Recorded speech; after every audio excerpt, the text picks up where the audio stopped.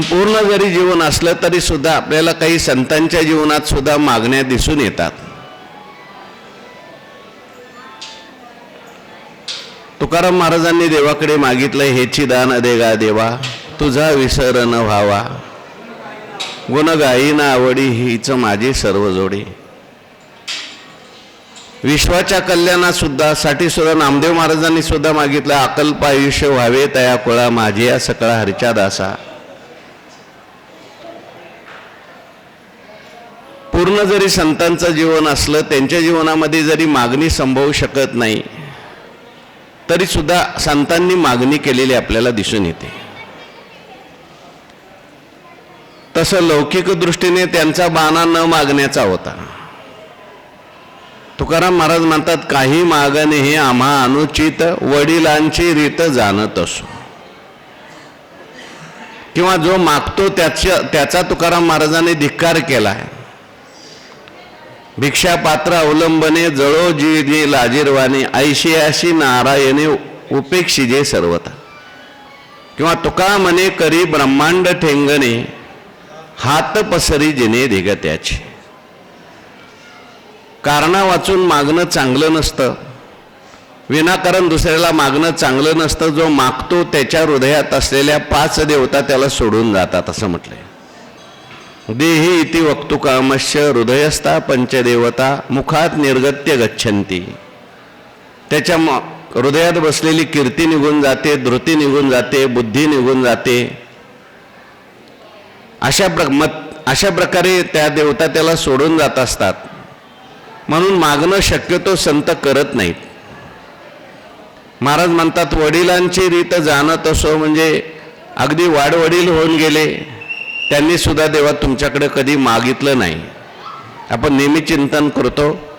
भक्तवर्य प्रल्हादजींचं चरित्र आपण पाहतो. भक्तवर्य प्रल्हादजींच्यावर भगवान परमात्मा प्रसन्न झाले आणि प्रल्हादजींना भगवान म्हणतात, प्रल्हाद भद्र भद्रम ते प्रीतोहम ते सुरोत्तम, वरम रनिश्व अभिमतम कामपुरोस्मिहम नृणाम. प्रल्हादा मी तुझ्यावर प्रसन्न झालोय. मी त्या ठिकाणी माझ्या भक्तांची कामना पूर्ण करणारा कल्पद्रुम आहे. तुला जे काही अभिमत असेल ते तू वर मागून घे. तेव्हा भगवान परमात्म्याला प्रल्हादजी म्हटले, देवा तुमची भक्ती करायची आणि काही मागायचं, मला काही तुम्ही व्यापारी समजले का? यस्त आशिष आशास्ते नस भ्रत्या सवय वणिक म्हटलंय. वणिक म्हणजे व्यापारी. मी काही व्यापारी नाही, मला देवा काही नको असं म्हणणारे प्रल्हादजी. मग देवाने खूपच आग्रह केला, तुझी इच्छा नाही पण माझी इच्छा आहे म्हणून काहीतरी मागून घे. प्रल्हादजी भगवंताला म्हणतात, देवा तुला खूप द्यायची इच्छा आहे ना, मग एक काम कर, मला एक दे, इथून पुढे कधी मागण्याची इच्छा होऊ देऊ नको, एवढंच दे. म्हणजे तो थोडक्यात काही संत देवाला काही मागत नाहीत. परंतु तरी सुद्धा संतांचे बरेचसे मागण्याचे अभंग आहेत. आजची ही संत ज्ञानोबारायांनी केलेली काय आहे? मागणी आहे. मग का मागणी केली ज्ञानेश्वर महाराजांनी? तर त्याची बरीचशी कारणं आहेत. स्वतः करता मागितलेलं नाही, जगाकरता मागितलंय बरं का. आणि ज्ञानेश्वर महाराज हे कोण आहेत? माऊली आहेत. जरी म्हटलेलं असलं तो शोनी मज द्यावे पसाय दान, हे मला दे असं जरी म्हटलं असलं तरी आपल्या स्वतः करता मागितलंय का जगाकरता मागितलंय? पुढच्या मागण्या सगळ्या तुम्ही बघा. जे खळांचे व्यंकटी सांडो, तया सत्कर्मी रती वाढो, हे सगळं जे मागितलेलं आहे ते आपल्याकरता काहीच नाही मागितलं, सगळं जगाकरताच मागितलं. संत आपल्याकरता मागत नाहीत, जगाकरता मागतात. संत संसारातलं मागत नाहीत, परमार्थातलं मागतात. संत का मागतात? तुम्हाला आम्हाला मागावं कसं हे कळावं म्हणून मागतात.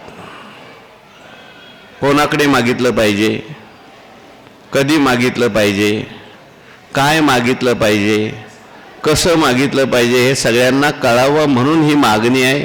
मागणीला संस्कृतमध्ये प्रार्थना असं म्हणतात. ज्ञानोबारायांनी ही केलेली उत्कृष्ट अशी प्रार्थना आहे. प्रार्थना शब्दाचा अर्थ आहे प्रकृष्ट अर्थना. प्रार्थना शब्दाचा विग्रह करत असताना अनेक प्रकारे या ठिकाणी विग्रह केला पूर्वीच्या महात्म्यांनी.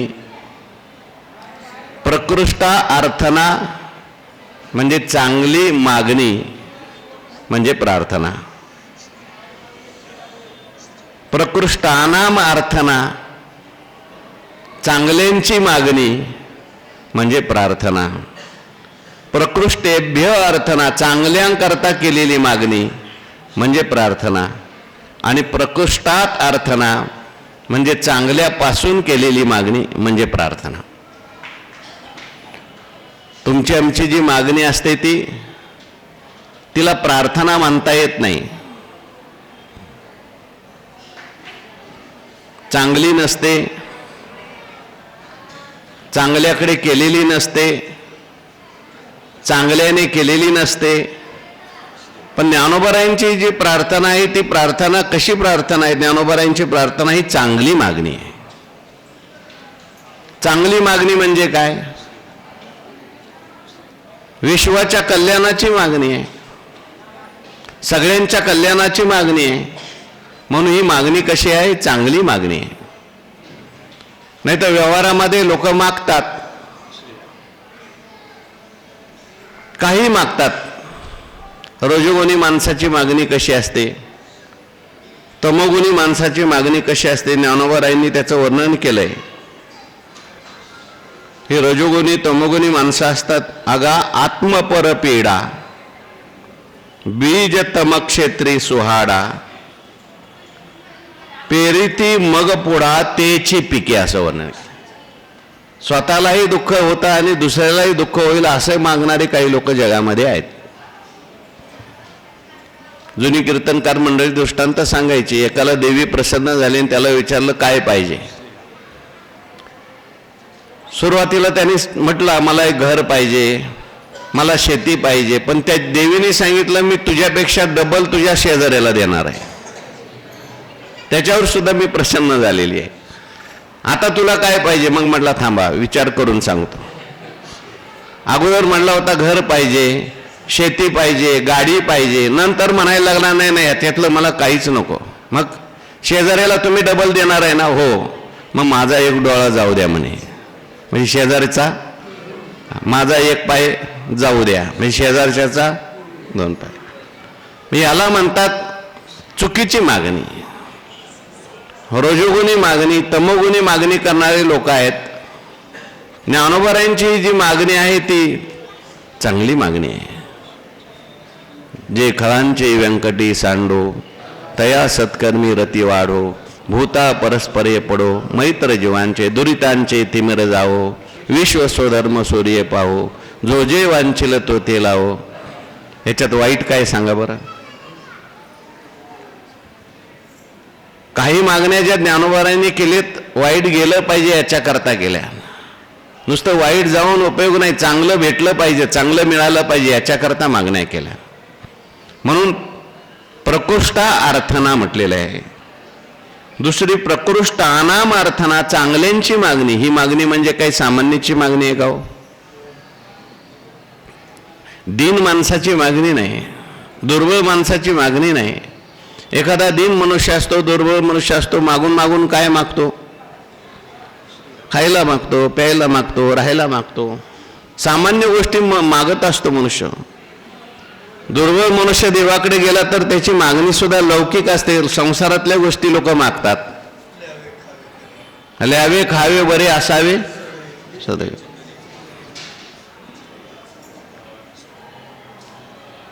ज्ञानोबारायांची मागणी आहे. ज्ञानोबाराय म्हणजे काही सामान्य नाहीत. प्रकृष्टानाम अर्थना म्हटलंय. जे प्रकृष्ट आहेत त्यांचे अर्थ नाही, चांगले आहेत त्यांचे अर्थ नाहीत.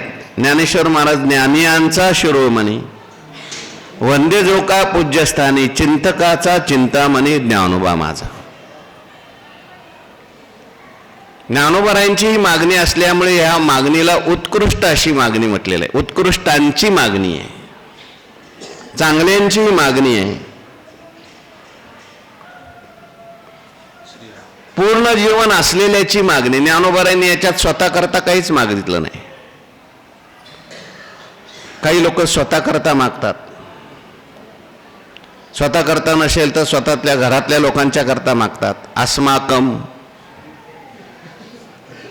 सकल कुटुंबानाम काय द्विपादानाम चतुष्पादानाम. सत्यनारायणाच्या पूजेमध्ये संकल्प असतो, मी माझ्या घरातले सगळे 2 पायाचे 4 पायाचे त्यांना आयुष्य मिळू द्या, धन मिळू द्या, पुत्र मिळू द्या, पौत्र मिळू द्या, असं सगळी मागणी असते. पण ज्ञानोबरांची मागणी असल्यामुळे ज्ञानोबरांची मागणी चांगल्यांची मागणी. तिसरं प्रकृष्टेभ्यम अर्थना म्हणजे चांगल्यांच्या करता केलेली मागणी आहे. ज्ञानोबरांनी वाईटांच्या करताही मागणी केली आणि चांगल्यांच्या करता मागणी केली. पसायदानामध्ये जे खळाची व्यंकटी सांडो कोणाकरता मागणी आहे? वाईटाकरता मागणी, खळांकरता मागणी. पण नुसतीच खळाकरता मागणी असं नाही, पुढे आणि ग्रंथोपजीवी किंवा दृष्टादृष्ट विजय ओळा विजय काय ते आणि ग्रंथोपजीवी विशेषी लोकीये दृष्टादृष्ट विजय होवावे जी. ही मागणी कोणासाठी आहे? चांगल्यांकरता केलेली मागणी. ग्रंथ उपजीवी लोक आहेत. ग्रंथ हेच ज्यांनी आपलं जीवन बनवलेलं आहे अशांच्या करता मागणी आहे. किंवा किंबहुना सर्व सुखी पूर्ण होणे तिन्ही लोकी भजे जो आदी पुरुखी अखंडित. ही चांगल्यांकरता केलेली मागणी आहे.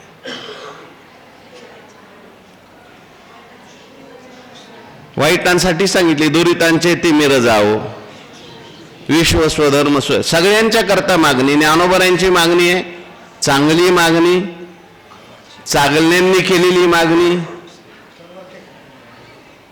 चांगल्यांच्या करता केलेली मागणी आणि आता शेवटचं चांगल्याकडे केलेली मागणी. ज्यांच्याकडे मागणी केलेली आहे ते सुद्धा चांगलेले आहेत. नाही तर काय काय लोक मागतात, चांगल्यांकडे नाही मागत, चांगलं नाही मागत. शेंदरी हेंदरी दैवते कोणती पूजी भूते खेते आपुल्या पोटाजी रडते मागती शिते अवधान. आपुल्या इच्छे आणि का पिढी काय ते देईल बराडी कळोही आली तयाची जोडी अल्प रोकडी बुद्धी आधीरा. काही भूताला प्रसन्न करून घेतात आणि म्हणतात आमक्याचं पोरग मरू दे, आमक्याला काहीतरी त्रास होऊ दे. ही जी मागणी आहे चुकीच्याकडे आहे. बरं, समर्थाकडे केलेली मागणी नाही, सामान्य देवाकडे केलेली जी मागणी आहे ती सामान्यच राहणार. पण ज्ञानोबरांची जी मागणी आहे ती काही सामान्याकडे केलेली मागणी नाही. आता विश्वात्मके देवे. निवृत्तीनाथ महाराज जे आहेत ते विश्वात्मक आहेत आणि विश्वात्मक देवाकडे केलेली ही मागणी असल्यामुळे ती मागणी सुद्धा तशीच आहे. निवृत्तीनाथ महाराजांना सामान्य समजत नाहीत. आता विश्वात्मक हा माझा स्वामी श्री निवृत्ती राजा. कर्तुम अकर्तुम अन्यथा कर्तुम संपन्न शक्ती संपन्न निवृत्तीनाथ महाराज असल्यामुळे चांगल्याकडे केलेली ही मागणी आहे. निवृत्तीनाथ महाराजांच्याकडे केलेली मागणी आहे. यदक्षरम अनाख्यम आनंदमजम अव्ययम श्रीमन निवृत्तीनाथेती ख्यातम दैवतम आश्रयेत. म्हणून ही प्रार्थना जी आहे ती प्रार्थना सामान्य नाही. पसायदानाचा विचार करायचा आहे, परंतु ही प्रार्थना आहे सामान्य प्रार्थना नाही. ते लक्षात घेऊन आपण ती प्रार्थना केली पाहिजे. प्रार्थनेचं खूप महत्त्व शास्त्रामध्ये सांगितलेलं आहे. प्रार्थनेने जे प्राप्त होतं ते कधी कधी साधनेने सुद्धा प्राप्त होत नाही. प्रार्थनेने लौकिक गोष्टी सुद्धा बदलतात, प्रार्थनेने परमार्थिक गोष्टी सुद्धा मिळतात. म्हणून आपल्याकडे प्रार्थनेचं खूप मोठं महत्त्व सांगितलंय. सकाळी उठल्यानंतर शाळेत गेल्यानंतर सुद्धा मुलांना काय शिकवतात? प्रार्थना शिकवतात. प्रार्थनेच्या द्वारे लौकिकात सुद्धा खूप फायदा होतो. वैकुंठवासी गुरुनाम गुरु मामासाहेबांनी या ओळीवर प्रवचन केले. त्याच्यामध्ये विश्वयुद्धाच्या वेळची गोष्ट लिहिलेली आहे. दुसरं विश्वयुद्ध झालं त्यावेळेस अमेरिकेचं आणि काहीतरी फ्रान्सचं का काहीतरी युद्ध होतं. त्याच्यामध्ये मामांनी एक गोष्ट अशी लिहिली, पाऊस पडत होता, सैन्य आता विजयी होणार नाही, म्हणून तो जो सैन्याचा प्रमुख होता त्याने त्यांच्या धर्माचार्याला बोलवलं आणि सांगितलं, काही ह्याच्यामध्ये प्रार्थना वगैरे आहे का की पाऊस थांबला पाहिजे तरच आपण जिंकू शकतो. आणि मग त्याने सांगितलं आहे प्रार्थनेमध्ये फार मोठी शक्ती असते. मग त्या प्रार्थनेच्या कागद तयार केले, प्रत्येक सैनिकाला ती म्हणायला लावली आणि परिणाम असा झाला, पाऊस थांबला. सामूहिक प्रार्थनेचं खूप मोठं बल असतं. व्यक्तिगत प्रार्थनेच्या पेक्षाही सामुदायिक केलेली जी प्रार्थना असते ती देवापर्यंत लवकर पोचते. म्हणून त्या प्रार्थनेमध्ये ज्ञानोबारायांनी ही जी प्रार्थना केलेली ती विश्वाच्या कल्याणाकरता केलेली प्रार्थना आहे, विश्वाच्या शांतीकरता केलेली प्रार्थना आहे. पण या प्रार्थनेमध्ये ज्ञानेश्वर महाराजांनी जी प्रार्थना केलेली आहे त्याच्यात साधनेकरता सुद्धा प्रार्थना आहे आणि साध्याकरता सुद्धा प्रार्थना आहे. ज्ञानोबारायांनी केवळ असं नसतो म्हटलं नाही, किंबहुना सर्व सुखी पूर्ण होणी तिन्ही लोकी भजी जो आधी पुरकी आकनी, ही पहिली प्रार्थना ही केलेली नाही. किंवा आणि ग्रंथोपजीवीये विशेषी लोकीये दृष्टादुष्ट विजय व्हावे जी, हे साध्य आहे, ते लगेच साध्य मागितलंय का? साध्याच्या अगोदर ज्ञानोबारायांनी साधनेकरता प्रार्थना केली. केवळ ज्ञानोबारायांनी साध्यच मागितलं असतं तर सगळे सुखी होऊ द्या, लगेच सगळे सुखी होतील का? अहो प्रार्थना केली, आज सगळे सुखी झालेत का? म्हणून ज्ञानोबारायांना हे माहिती आहे लगेच सगळे सुखी होऊ शकत नाहीत, एकदम साध्य सगळ्यांना मिळत नाही, साध्य करण्याकरता साधना करावी लागते. म्हणून अगोदरच्या ज्या प्रार्थना आहेत त्या ज्ञानोबारायांच्या साधनेसाठी प्रार्थना आहेत. 9 प्रार्थना आहेत, त्याच्यामध्ये 9 मागण्या केल्या ज्ञानेश्वर महाराजांनी, त्याच्यातल्या अगोदरच्या जवळजवळ 5 मागण्या ज्ञानोबारायांनी साधनेकरता केलेल्या आहेत. कारण साधना आणि प्रार्थना याचा जीवनात समन्वय पाहिजे. काही लोक साधना करतात पण प्रार्थना करत नाहीत, काही लोक निश्चित प्रार्थना करतात साधना काहीच करत नाहीत. केवळ साधना करतो आणि प्रार्थना करत नाही असा मनुष्य कधी कधी नास्तिक होण्याची शक्यता असते, अहंकारी होण्याची शक्यता असते. त्याला साधनेचाच अभिमान होतो आणि तो साधनेचा अभिमान त्याला साध्य प्राप्त करू देत नाही. देवाची प्राप्ती करायची असेल तर दोन्हीचा समन्वय पाहिजे, साधनाही पाहिजे आणि प्रार्थनाही पाहिजे. काही काही लोक प्रार्थना करतात साधनाच करत नाहीत. काही काही लोक जे असतात, काही नुसते दैववादी असतात आणि काही नुसते प्रयत्नवादी असतात. नुसते दैववादी असतात, नुसते प्रार्थना करतात, त्यालाही मिळत नाही.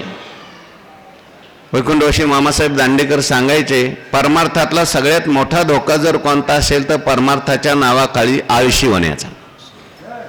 त्याच्याकरता ते उदाहरण सांगायचे. एक ग्रस्त होते, काहीच करत नव्हते, व्यापार नाही, व्यवहार नाही, नोकरी नाही, भजनही नाही. त्यांना विचारलं, तुम्ही काहीच करत नाही, तुमचं कसं चालणार? ते म्हणायचे, तुकाराम महाराजांनी लिहून ठेवले, ठेविले आनंद ते. याच्याकरता लिहून ठेवलं का? काही आळशी होण्याकरता नाही. साधना करावी लागते. देवाची प्राप्ती करायची असेल तर अगोदर साधना करावी. म्हणून ज्ञानोबारायांनी अगोदरच्या ज्या मागण्या केल्या 5 त्या साधनेच्या मागण्या आहेत. जे खळांची व्यंकटी सांडो तया सत्कर्मी रती वाढो, भूता परस्पर पडो, मैत्र जीवांचे दुरितांचे तिमिर जावो, विश्व स्वधर्म सूर्य पाहो, जो जे वांछिल मग जो जे वांछिल तो ते लावो.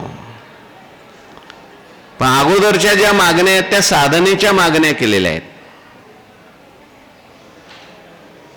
ज्ञानोबारायांनी या ठिकाणी या विश्व प्रार्थनेतून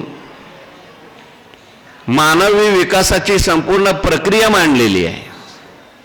अगदी खालापासून ते किंबहुना सर्व सुखीपर्यंत माणसाने कसं जायचं. ज्ञानोबारायांना माहिती आहे बहुतेक सगळे काय आहेत, सुरुवातीला काय असतात, खलच आहेत. जरी वाटत नसलं तरी प्रत्येकात थोडा ना थोडा खलपणा असतोच. म्हणून खलापासून सुरुवात केली ज्ञानोबारायांनी. असू द्या, खल असला तरी त्याला काही निराश होण्याची आवश्यकता नाही, खलपणा प्रत्येकात असतोच. पण या खलापासून आपल्याला कुठपर्यंत जायचंय, किंबहुना सर्व सुखीपर्यंत जायचंय. मग खलापासून पूर्ण सुखी होण्याकरता काय काय करावं लागेल. एका माणसाला खलत्वापासून सर्व सुखी होण्यापर्यंतचा प्रवास कसा करावा लागतो, त्याच्याकरता त्याच्या जीवनात काय काय साधना घडाव्या लागतात, याचा सगळा आलेख ज्ञानेश्वर महाराजांनी पसायदानात मांडला. म्हणून पसायदान जे आहे केवळ प्रार्थना नाही, याच्यामध्ये सगळी साधना सुद्धा सांगितलेली आहे. प्रत्येकाने नुसतं पसायदान म्हणायचं, आम्ही केली प्रार्थना झाला सगळा सुखी जगत होणार नाही. जग कधी सुखी होईल. हो, एक मनुष्य सुखी झाल्यानंतर सगळं जग आपोआप सुखी होईल. जगाचा विचार करण्यापेक्षा माणसाने स्वतःचा विचार करावा अगोदर. तुम्ही बदला म्हणजे जग बदलेल. लोक म्हणतात नाही हो जग खूप वाईट झालंय, तू काय करतो, तू चांगला झाला का. आपण बदललं तर जग सुद्धा बदलेल. म्हणून व्यक्तिगत हे प्रार्थना म्हणता म्हणता आपल्यात सुद्धा काय बदल घडला पाहिजे. खालापासून आपल्याला कुठपर्यंत जायचंय, प्रवास कुठपर्यंत करायचा आहे, हा ज्ञानोबारायांनी या ठिकाणी हा सगळा विचार मानसशास्त्राच्या दृष्टीने इथे मांडलेला आहे. म्हणून ज्ञानोबाराय या ठिकाणी ही प्रार्थना करतात. प्रार्थना करत असताना ज्ञानोबाराय त्या ठिकाणी म्हणतात, आता विश्वात्मके देवे येणे वागेदने तोषावे, तोषोनी मज द्यावे पसाय दान हे. पहिला शब्द आहे आता. आता आता शब्द कशा करता आलेला आहे. हा विश्वात्मक देव